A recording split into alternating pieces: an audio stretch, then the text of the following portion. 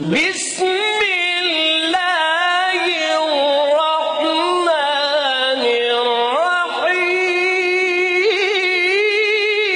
مومنین کرام، سب سے پہلے آپ کی چاہت، محبت اور خلوص کا بے حد شکریہ۔ ہمارے ساتھ کنیکٹ ہیں، چینل کو سبسکرائب کر رہے ہیں اور اپنی قیمتی رائے کا اظہار بھی کر رہے ہیں۔ مومنین لوگ اس کوشش میں ہیں کہ خدا راضی ہو جائے، نماز پڑھتے ہیں قربتاً اللہ خدا راضی ہو جائے، روزہ رکھتے ہیں قربتاً اللہ خدا راضی ہو جائے، حج کرتے ہیں قربتاً اللہ خدا راضی ہو جائے، صدقہ جاریہ کرتے ہیں قربتاً اللہ خدا راضی ہو جائے۔ جتنے اعمال ہیں قربتاً اللہ کی نیت سے کیے جاتے ہیں کہ خدا راضی ہو جائے۔ اچھا عمل ہے، انسان کی کوشش ہونی چاہیے کہ خدا راضی ہو جائے۔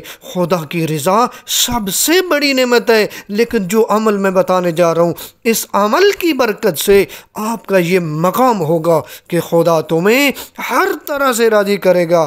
خدا پوچھے گا میرے بندے مانگ کیا چاہیے؟ یہ عمل کون سا ہے اور کس نے بیان کیا ہے؟ امام جعفر صادق علیہ السلام بیان فرماتے ہیں، جو شخص شب جمعہ سورہ شعراء، سورہ نمل اور سورہ قصص کی تلاوت کرے گا تو وہ اولیاء خدا میں سے قرار پائے گا اور وہ خدا کی حفظ و امان میں رہے گا، اور وہ دنیا میں کبھی مفلس نہ ہوگا، یعنی دنیا میں کبھی رزق کی کمی نہیں آئے گی، اور آخرت میں اسے جنت کا انعام دیا جائے گا، اور خدا اسے ہر طرح سے راضی کرے گا اور اسے اتنا کچھ عطا کرے گا جو اس کی رضا سے بھی کہیں زیادہ ہوگا۔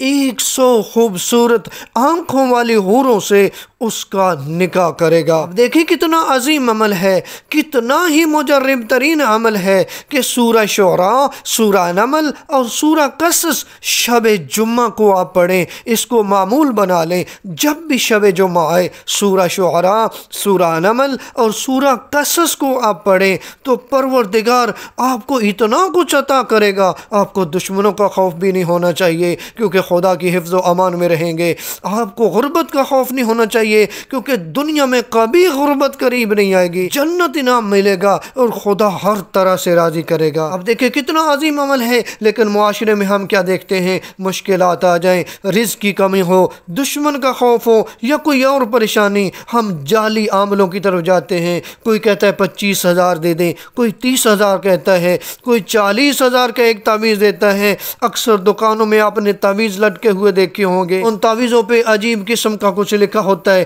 ہم حیران ہوتے ہیں جب معصومین کی احادیث موجود ہیں، جب قرآن موجود ہے، پھر ہمیں ادھر ادھر بھٹکنے کی کیا ضرورت ہے؟ جب نبی اعظم صلی اللہ علیہ وآلہ وسلم نے بیان فرمایا کہ میں 2 چیزیں چھوڑ کے جا رہا ہوں، ایک قرآن ہے، دوسری میری اطاعت اہل بیت ہے، اس کا مطلب ہے ان کے پاس ہماری پریشانیوں کا حل موجود ہے۔ جب آخرت کی پریشانیوں کا حل موجود ہے تو کیا دنیا کی پریشانیوں کا حل موجود نہیں ہوگا؟ یقیناً قرآن کے پاس بھی اور ائمہ اہل بیت علیہ السلام کے پاس بھی دنیا کی پریشانیوں کا حل بھی موجود ہے، آخرت کی پریشانیوں کا حل بھی موجود ہے۔ امام جعفر صادق علیہ السلام کے بیان کردہ اس عمل پہ، اس حدیث پہ عمل کریں۔ شب جمعہ کو یہ 3 صورتیں پڑھا کریں، سورہ شعراء، سورہ نمل اور سورہ قصص کو پڑھا کریں۔ دنیا میں کبھی بھی غربت آپ کے قریب نہیں آئے گی، خدا ہر طرح سے راضی کرے گا۔ پروردگار ہم سب کی پریشانیوں کو دور فرمائے، ہم سب کی مشکلات کو آسان فرمائے۔ یا رب یا رب